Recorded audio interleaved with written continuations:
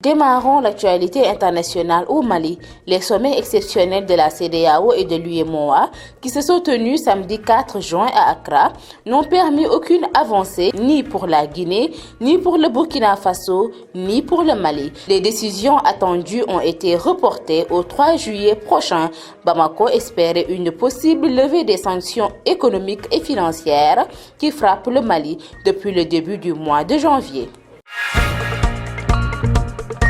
Au Nigeria, des hommes armés ont attaqué dimanche 5 juin une église catholique dans l'état d'Ondo, dans le sud-ouest du Nigeria, tuant un nombre encore indéterminé de personnes durant la messe de la Pentecôte. Selon le gouvernement et la police, cette attaque s'est produite pendant l'office du matin à l'église catholique Saint-Francis dans la ville d'Owo, dans le sud-ouest du Nigeria, habituellement épargnée par les djihadistes et les bandes criminelles actives dans d'autres régions du pays.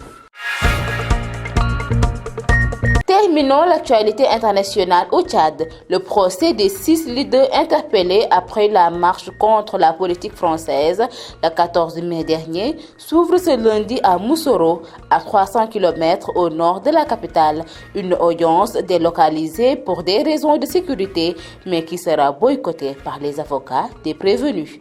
Mesdames et messieurs, c'en est tout pour l'actualité internationale. ñu tàmbali xibaar bitim réew yi ca Mali sommet exceptionnel yu CEDEAO ak it yu UEMOA yi nga xamante ne ñoo ko amaloon samedi 4 juin foofee ca Accra taxul ba tey mbir yi avancé ci lu soxal réewum Guinée réewum Burkina ak it réewum Mali. Décision yi nga xamante ne ñoo ko doon xaar ci boobee sommet daal dinañ ko reporté ba ci 3 juin bii di ñëw. Bamako nag mu ngi doon espérer ab levée des sanctions économiques ak financières yi nga xamante ne dafa daal di dal réewum Mali depuis début du mois de janvier.